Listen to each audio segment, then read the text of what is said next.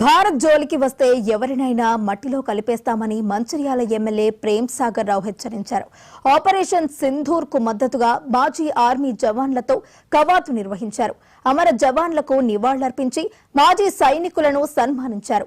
కాశ్మీర్లో తీవ్రవాదులు చర్యలను ఎమ్మెల్యే ఖండించారు. భారత త్రివిధ దళాల సైనికులకు సెల్యూట్ చేశారు. పాకిస్తాన్ తీవ్రవాదులను పెంచి పోషిస్తే ఆ దేశం నామరూపం లేకుండా పోతోందని అన్నారు.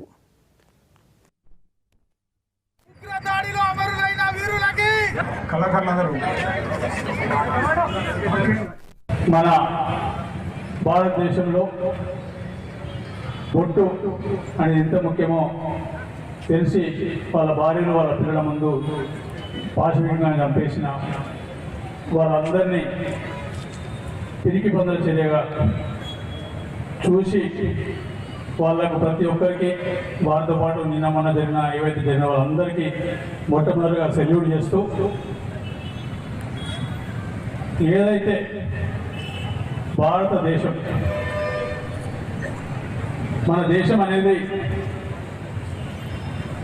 భిన్నత్వంలో ఏకత్వం యూనిటీ ఇన్ డైవర్సిటీ అని మన రాజ్యం